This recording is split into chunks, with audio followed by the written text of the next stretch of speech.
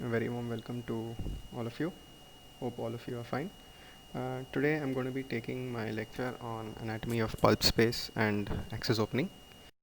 At the end of this lecture, you should be able to describe the common root and pulpal anatomy of each tooth. You should know how to do an axis cavity preparation and why it's done. What are the basic principles which are followed, and you should know the common errors which you can face when you are actually doing an axis opening for the different kinds of teeth.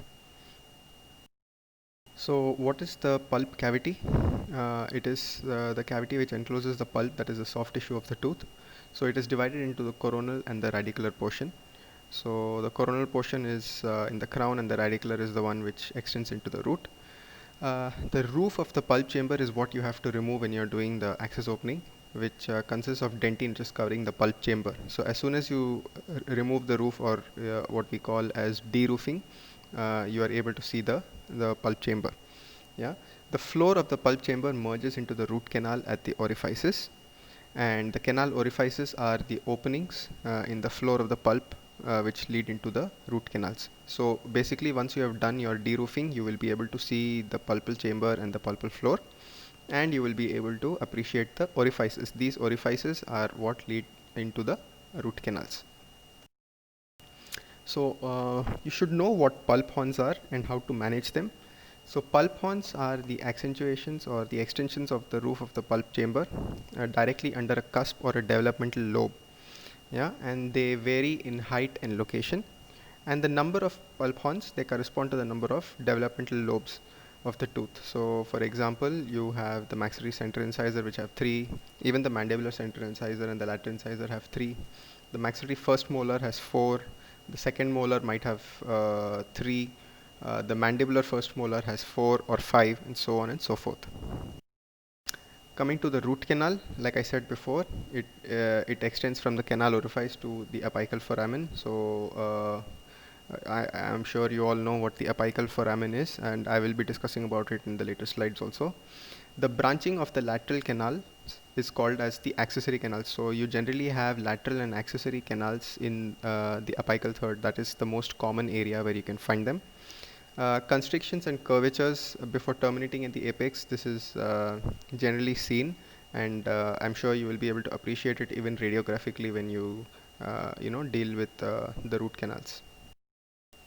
Now coming to the apical root anatomy, the apical constriction, which I was mentioning about, it is also known as the minor apical diameter. It is the narrowest diameter in the root canal of the tooth, whereas the apical foramen is also known as the major apical diameter.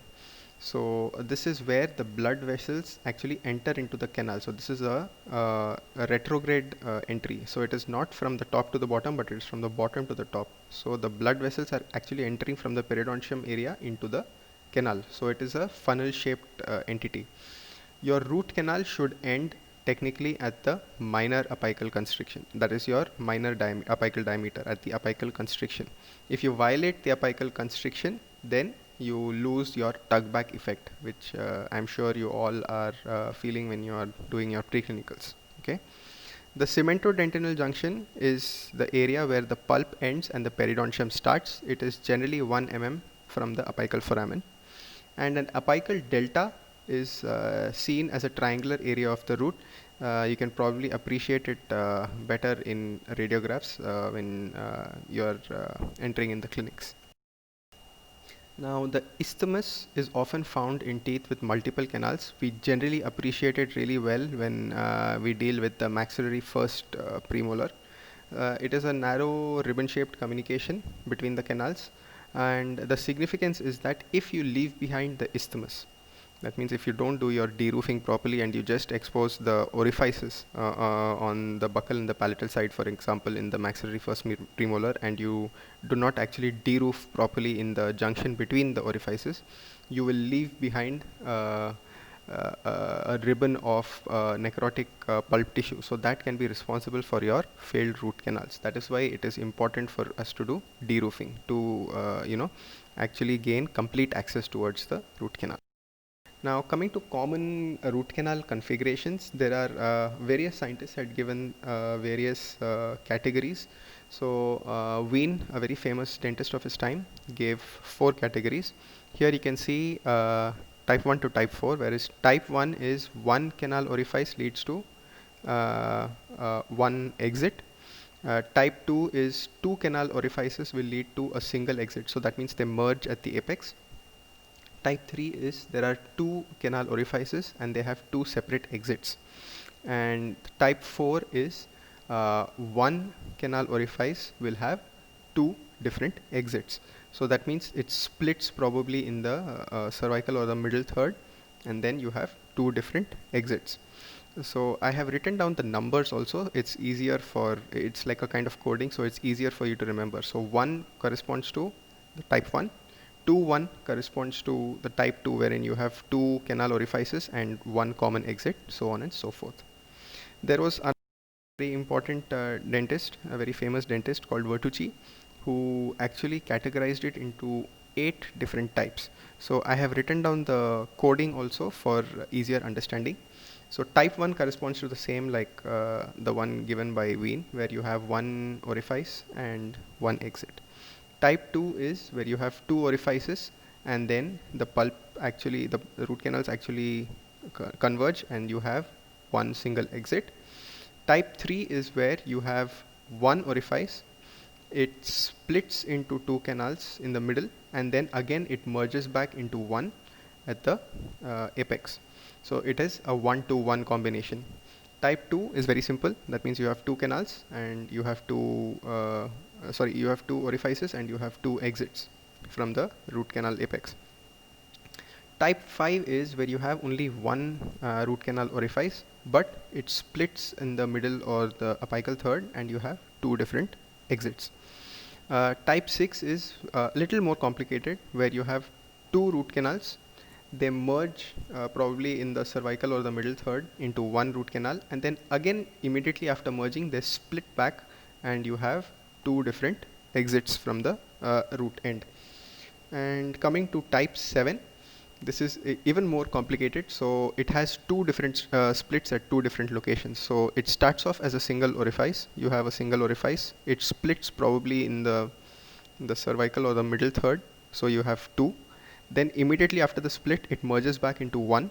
And then again, after merging back immediately, probably in the apical third, it splits back into two and you have two different exits for your pulp canals. And type 8 is where you have three orifices and three separate exits. Now, what are the methods of determining this pulpal anatomy? How do you know, what kind of classification you are dealing with, whether it's a type 1, type 2, type 3, type 4 and all. So various different methods are there. So you can either do your anatomical studies. That means you actually carry out scans, or you actually, take cross sections, you dissect the teeth, and then you carry studies on a number of teeth, and then you're able to generalize what percentage of this classification is common in which kind of tooth. You have radiographical evaluation. So when you take your pre-op radiograph, you try and judge from different by taking different angulations of your pre-op. You can actually see what kind of anatomy you're going to be dealing with. Exploration, using an endodontic explorer, you can actually check to see how many orifices are there, and then corresponding with your radiograph, you can actually see how many different kinds of types, how many different exits are there from the apical foramen, that is from the apex of the tooth. Then of course you have your recent advances, that is you have your CT scans, where you can actually get CT, and your MRI, where you can actually get your three-dimensional images, so you can actually appreciate your root canal anatomy better. You can create an endogram, where you just have to inject a dye. In this case it is Rudel solution, and then when you take a diagnostic image, then you will actually be able to see where the dye has spread, and then you will be able to appreciate the root canal anatomy better. The in vitro methods, this is what I was talking about before. You can actually section your teeth, use dyes like methylene blue and fluorescent sodium to actually see the way it spreads, the dye is spreading, and the path it takes. So then obviously you will be able to know what kind of root canal anatomy the tooth had. You can use contrasting media, you can clear off your roots, and you can use your scanning electron microscope to analyze the root canal anatomy of your teeth. Now coming to the variations in the internal anatomy of the teeth, I'm sure all of this has been dealt with, all these conditions have been dealt with in oral pathology, but you need to know how this variation can actually have an impact when it comes to your pulpal anatomy. So in the case of gemination, I'm sure you already know it is two crowns which are joined and they actually have a single root. So you should be expecting only a single root canal. So don't go ahead looking for two root canals if you come across a tooth which is geminated. Yeah, but on the other hand, when you have fusion, there are actually two tooth buds which actually fuse into one. So in this case you will have two separate root canals. So this is where the difference lies. In the case of concrescence, everything is going to be normal because the teeth are merged only at the level of the cementum, that is in the root surface. In the case of taurodontism, that is your bull-shaped tooth, your pulp chamber is also going to be very large, okay? But your root length is going to be small. So you can expect your working length to be a little smaller when compared to your normal teeth. But the pulp chamber is large, so you're going to spend a considerable amount of time to remove the pulp from the coronal third and from the uh, and at the pulp chamber. That means at the pulpal chamber. Yeah. Now dilacerations, I'm sure you all know. The maxillary lateral incisor is the most common example because you have a dilacerated tip. Even your molar teeth, as you can see in the radiograph below, you can see that the root tips can be curved. So in these cases, of course, when you are doing a root canal, you have to be careful because you have to expect a certain amount of resistance when you enter the curvature region, and the chances of separation of your instrument are high. Coming to Talon's cusp, it is nothing but an outgrowth on the lingual side. So this should not make you doubt that there is an additional pulp horn. You just have to continue with your root canal as it is. Now coming to dentinogenesis imperfecta, I am sure you all know. Then of course the hard tissues are actually a little weaker, so you have to be careful. You should not actually go and do excess preparation out of over enthusiasm or zeal. So you have to be able to control your aerotor when you are actually dealing with dentinogenesis imperfecta. The tooth might get prepared a lot faster. Your access opening might be done a lot faster than when dealing with your normal teeth. Coming to dentine dysplasia, it is a genetic disorder and it affects the dentine production and it causes your malformation of your root. So if you can see in the radiograph, you can actually see that the root is actually malformed and it is very thin when compared to normal. So you have to be very careful that you don't end up perforating. Yeah. A lingual groove, this can be an accessory spread for your root canal caries. So if your lingual groove is contaminated by caries, then the prognosis can become very poor because that caries can go all the way up till the end of the root tip. So that is why you have to actually diagnose whether the tooth actually has a lingual groove or not. Extra canals, I'm sure you're all aware. The maxillary first molar is the best example. Even the mandibular lateral incisor, there are chances of having two root canals in 44% of the cases.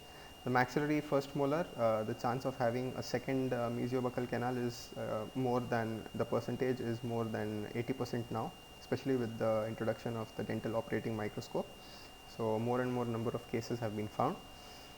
Dens invaginatus and dens evaginatus. Okay, so now dens invaginatus is commonly known as a tooth within a tooth. So you will have an infolding of enamel into your dentine. So in this case, when you are dealing with your pulpal anatomy, you have to worry about the pulp horns which are going to be present on either side. So cleaning of the pulp horns is going to be of prime importance when you are dealing with dens evaginatus. You will find some pulpal extensions on the mesial and the distal sides. That is where you have to take care. Whereas in the dens evaginatus, that is an extra bump or cusp, you might find a pulp horn which is actually growing into that pulp, into that extra bump or cusp. So that also has to be removed when you are treating that tooth endodontically. The premolars, especially the mandibular premolars, are the most common teeth which actually have this extra bump or cusp. You might even know them as you will probably be seeing them clinically as well. Now Now coming to the variations in shape of the pulp cavity, I'm sure this is very clear, the first one, because the maxillary lateral incisor also has this kind of an anatomy. You will have a gradual curve, and you will have dilacerations, especially for the maxillary laterals. Coming to the C-shaped canals, this is most commonly found in your mandibular second molar. So it will probably be seen in that tooth, and what will happen is it will be one continuous canal which is running from the mesial to the distal side. So it will look like an apostrophe or a C, depending on the classification of the C-shaped canal anatomy. There are 3 or 4 types that you can actually read about. It's quite interesting, and it is often seen in the Southeast Asian community, so it is quite a common finding.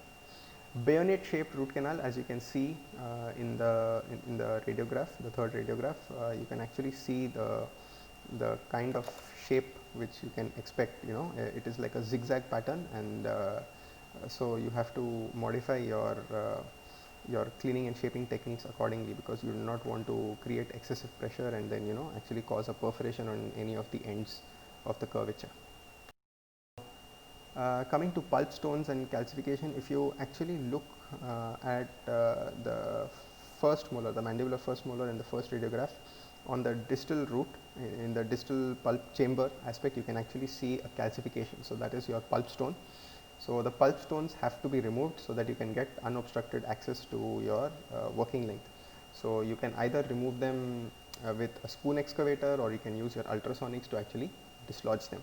I wouldn't suggest using the aeroter and the burr, because you might end up damaging the pulpal floor. If you damage the pulpal floor, the chances of perforation are higher. Calcification of root canals also happens because of constant irritation or trauma. So that is also a very common finding. Internal resorption, I'm sure you all know, you have all heard of the pink tooth of Mamre. So in this case, you will see the ballooning kind of pulp in the root canal. So in these cases, to do your obturation, cleaning and shaping is a little more difficult. So for obturation, you actually have to use your thermoplasticized or your heated Gataparcha. Your traditional Gataparcha obturation will not be successful. Coming to your external root resorption, you can actually see the root being eaten away. You can see it in the last radiograph. You can see that the tooth has been eaten away, and in these cases you have to be careful, because this external resorption can hamper your root canal also. So when you are doing your cleaning and shaping, you might actually touch the external resorption and create a communication between the pulp canal and the external root resorption. So then the prognosis of the tooth actually goes down. So minimal amount of endodontic preparation has to be done in such cases.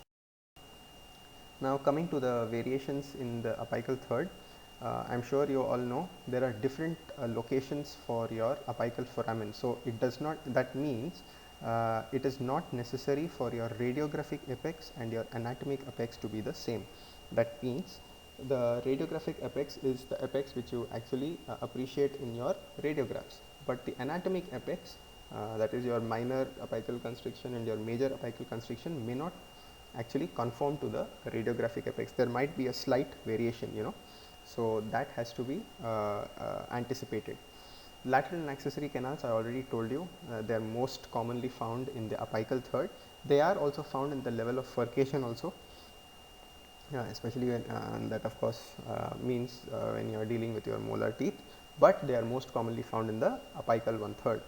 Now open apex, it's also known as a blunderbuss canal. So in these cases, doing your obturation is a little more tough. So you will actually have to create something known as an apical plug, so that you do not over obturate and the GP does not actually get pushed beyond the apex of the tooth.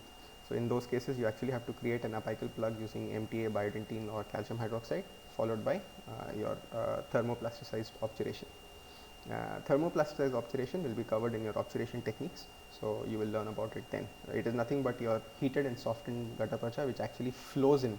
You are actually injecting the Gataparcha into the variations in size of the tooth. I'm sure you all know of macrodontia and microdontia. Corresponding to the size of the tooth, your pulp chamber is also going to be different. So for macrodontia, your pulp chamber size volume is also going to be higher, whereas for microdontia you can expect a smaller size pulp volume.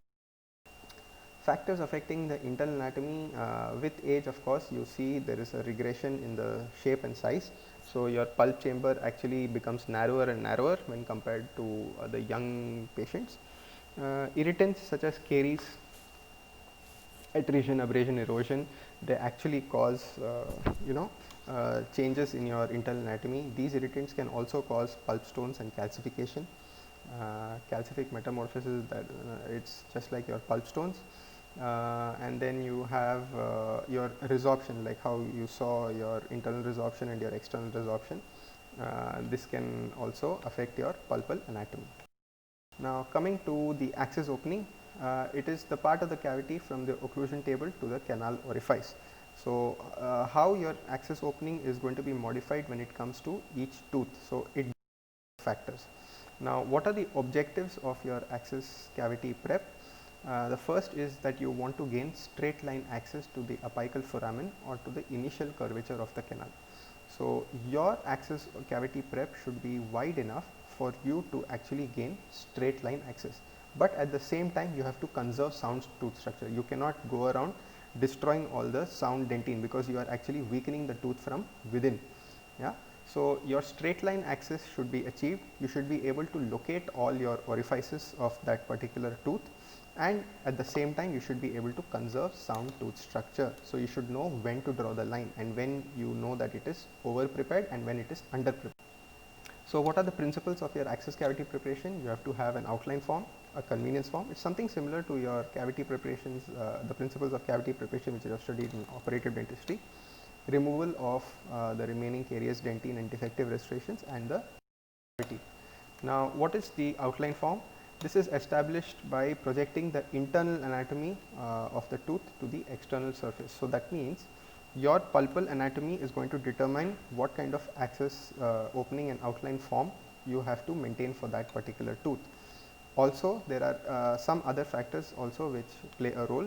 One is the size of the pulp chamber. So young patients will have a larger size pulp chamber.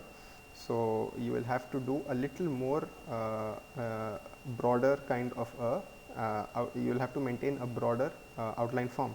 Whereas for older patients, because it would have regressed and the pulp space actually diminishes with age, your axis opening can be a little more conservative. So your outline form does not have to be as extensive when compared to when you are dealing with young patients. The second is the shape of the pulp chamber. So this depends upon the type of tooth you are dealing with. So with your anteriors, you generally have a triangular shape of a pulp chamber. The premolars, you will have an oval or ovoid shape, and your molars, it can be triangular and sometimes it can be rhomboidal or slightly rectangular also. So this determines the shape of your axis opening as well.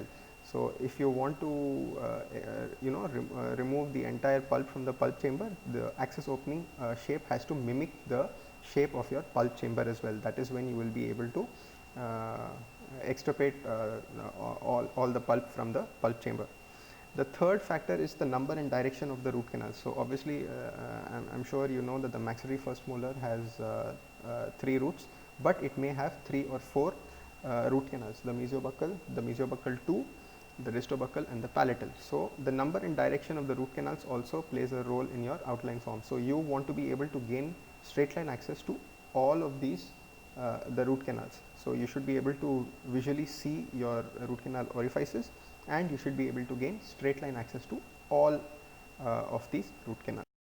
Now what is convenience form? It's very simple to understand even in English.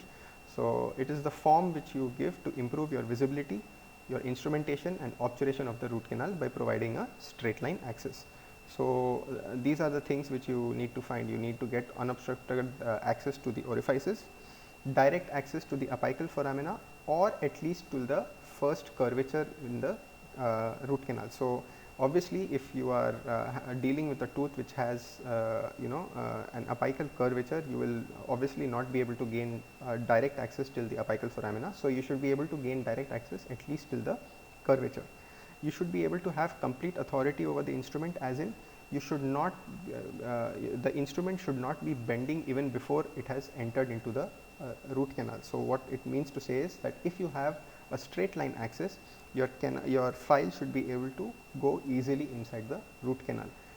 If you have not done your deroofing properly, you will be actually forced to place your files in an angulated position. So that leads to a tension within the file, and the chances of separation are higher.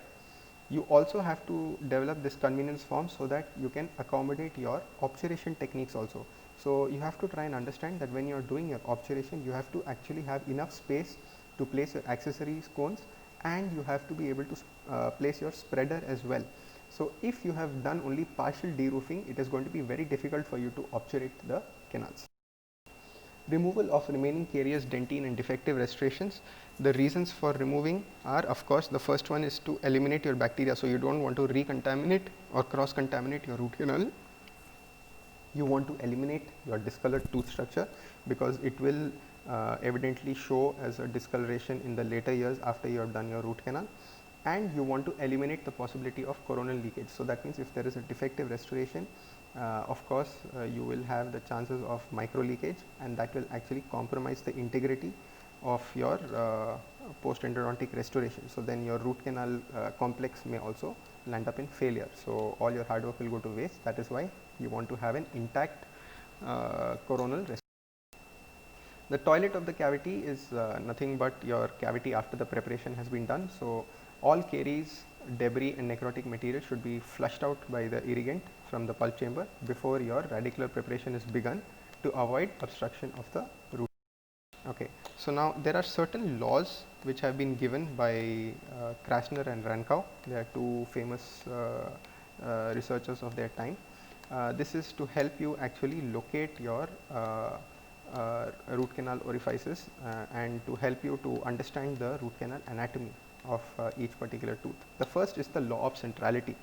So according to this law, the floor of your pulp chamber is always located in the center of the tooth at the level of the CEJ. So you have to understand that when you are going to be dealing with the root canal, the floor is always going to be found in the middle of the tooth at the level of the CEJ. Okay, so this plays an important role, especially when you have teeth which are which are recessed, and you can actually see the CEJ at your above the level of the gum. So you should not actually go in deeper and cause a perforation. So these kind of things have to be anticipated before you start your access opening. The second is the location of the CEJ. I hope you know that CEJ is the cemento enamel junction. So this is a very important landmark. The cemento enamel junction is the only most consistent repeatable landmark for locating the pulp chamber, because the distance from the external surface of the crown to the wall of the pulp chamber. So the external surface of the crown, that means the tooth surface, the enamel surface, the distance from the enamel surface to the wall of the pulp is same throughout the circumference of the tooth. So wherever you can actually measure your distance from the external tooth structure to the wall of the pulp chamber, the distance is going to be roughly the same. That is why but this of course is from the level of the CEJ. This is why the CEJ is considered as the most consistent landmark for locating your pulp chamber. Now coming to the first law of symmetry, this can be a little confusing to retain in your memory, but once you understand it, it will actually help you understand in deciding how many root canals you are supposed to be expecting in a tooth, yeah, especially when it comes to the molars. Yeah. Now the first law of symmetry is, except for the maxillary molars, the canal orifices are equidistant from a line drawn in a mesiodistal direction through the center of the pulp chamber floor. So if you can see the long vertical line which is drawn from the mesial to the distal, you will be able to understand that the canal orifices are actually equidistant from this long vertical line. That means if one canal orifice is say 2 mm away from this line, the other canal is also going to be 2 mm away. So that means the mesiobuccal and the mesiolingual are actually going to be 2 mm away from this line which is drawn. Yeah. So it is equidistant from the line drawn in a mesiodistal direction through the center of the pulp chamber floor. The second law, again, it is an exception from the maxillary molars. So except for the maxillary molars, the canal orifices lie on a line perpendicular to the line drawn in a mesiodistal direction. So if you can see the long vertical line which is drawn from the mesial to the distal, and you can see two short lines which are drawn perpendicular to it. So what these laws state are that the canal orifices are going to lie on these two short lines which are drawn perpendicular to the line drawn in a mesiodistal direction across the center of the pulp chamber floor. The law of color change, this is very helpful to identify which is the pulp chamber and which is the wall, because the pulp chamber floor is always going to be darker when compared to the walls. So it is going to be dark brown when compared to light brown color of the walls of the dentine. The laws of orifice location, the orifices of the root canals are always located at the junction of the wall that is the white, and the floor, which is the brown color over here, which you can see in the diagram. So it is always located at the junction, and it is located at the angles of the floor wall junction. So you can actually see in this diagram, it is always located at the angles, that means at the line angles of the floor wall junction. And the third law of orifice location is the orifices are always located at the terminus of the root's developmental fusion lines. So these developmental fusion lines also serve as a dentinal map. So you can actually see that the root canal orifices are located at the ends of these lines. So this is how you can actually scout for or look for your root canal orifices. Now coming to the step for your maxillary center incisors is going to be roughly triangular, like was discussed in the previous slides, where the base of the triangle is facing the incisal third and the apex is facing the cervical third. When it comes to the canine, almost sort of reverses. That means you can actually see a flame shaped access opening, wherein the base is it is, although it is rounded, but it is somewhat like a triangle, where the base is actually located to the cervical third and the apex is located toward the to the tip of the cuspid. Yeah, and that is why it is narrower mesiodistally. The access opening is actually narrower mesiodistally, because of which the shape is also the shape of the access opening is also changed. Now, what are the errors you can come across when you are doing the access opening, especially for the maxillary anteriors? The first is the gouging of the labial wall. You can actually see the error in the first radiograph. This is because you have not taken into consideration the lingual axial angulation of the tilt, or the of the tooth, that is the tilt of the tooth linguoaxially. So in such cases you will cause gouging or perforation of the labial wall. The gouging of the distal wall is because you have failed to recognize, that is the second diagram. The gouging of the distal wall is caused because you have failed to recognize the inclination mesioaxially. So some teeth are actually tilted mesioaxially, because of which if you do not compensate for that by tilting your handpiece accordingly, you will cause gouging of the distal wall.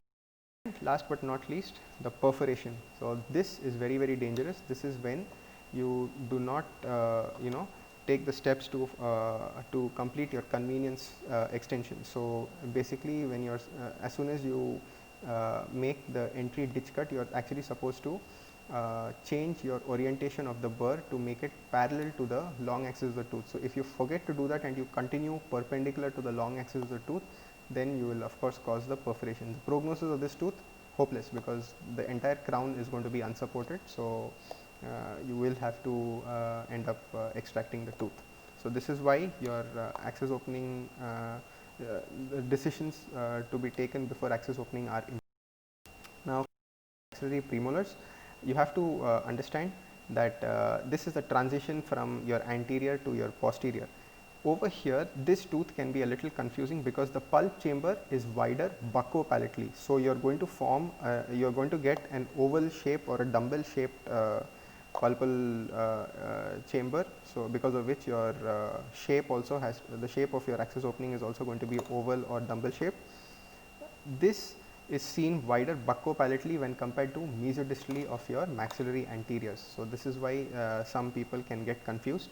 So instead of going buccopalatally, sometimes they might go mesiodistally. So because of which you will sacrifice healthy tooth structure. The canals are usually straight, and you will generally have two canals. So you will have the buccal and the maxillary second premolar. It is a single root, and you generally have only one canal. You might have two also, but they will generally fuse at the end into a. Coming to the maxillary first molar, I'm sure you're all aware, there are three roots with four pulp horns. You have the mesiobuccal, the distobuccal, you have the mesiopalatal and the distopalatal, conforming to the cusps of the tooth. But please keep in mind, these are the pulp horns, not the root canals. The root canals, of course, you have three or four. You have the mesiobuccal, the distobuccal and the palatal. And the mesiobuccal you can have one or two. That means you can have the mesiobuccal 1 and you can have the mesiobuccal 2 as well. The palatal, of course, is the largest, and the mesiobuccal is the narrowest. So generally when you are doing the access opening, the first canal which you are most probably going to find is going to be the palatal.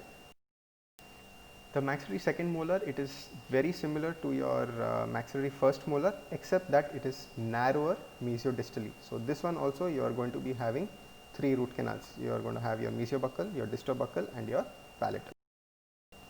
The maxillary third molar, it generally has three roots, but it can have a lot of variations in the morphology, and it can present from a single canal to up to actually 7 or 8 canals. A case has been reported where you have actually found 7 to 8 canals of root canals in the maxillary third. Coming to the mandibular central incisors, over here you can actually see the triangular shape access opening again, like similar to your maxillary incisors. The pulp chamber is wider labiolingually, same like your maxillary, and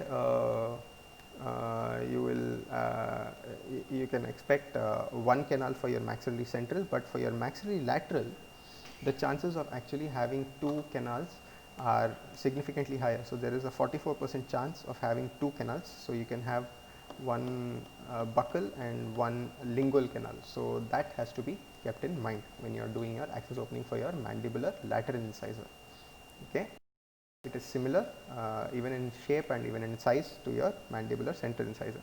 Coming to your mandibular canine, it is again you are going to be having an oval shaped access opening, because the pulp chamber is actually narrow mesiodistally. So you will have a very slender, although not very thin, it will have a nice tapered shape of the root canal for your mandibular longest teeth. So you have to keep that in mind when you are determining your working length. The mandibular premolars are quite simple, because they are generally single rooted and they have a single root canal. The chances of getting two root canals are also there when it comes to the mandibular first premolar, but the chances are less. Now over here you have to keep in mind, for the mandibular first premolar, the buccal pulp horn is more prominent, whereas for the mandibular second premolar, lingual pulp horn is more prominent. The reason why this is being specified is that when you are doing your deroofing, you have to remove the pulp from the corresponding pulp, you have to remove the corresponding pulp horns from these two teeth. So you should know where to expect more of the pulp horn. So for the mandibular first premolar, your buccal pulp horn is more prominent, whereas for the mandibular second, the lingual pulp horn is more prominent. And another thing is, when you are dealing with your mandibular premolars, you have to expect a 10 to 15 degree lingual tilt. That is why you have to align your air rotor according to the long axis of the tooth. So you should not go and treat it similar to your maxillary central maxillary premolars, which are actually almost straight inside the oral cavity, but the mandibular premolars are actually lingually tilted by 10 to 15 degrees. So you should be able to compensate for that tilt by actually aligning your handpiece in such an angle. Now coming to the mandibular first molar, in this case you have 4 to 5 pulp horns, like I had said in the early slides. but you will have two roots, the mesial and the distal, with three canals. So you will have the mesiobuccal, the mesiolingual, and the distal canal. You might also have the possibility of having two distal canals. So when you follow the laws of orifice location, if you find that one distal canal is located directly behind the mesiobuccal or the mesiolingual, in such case you have to suspect that there is going to be one more distal canal.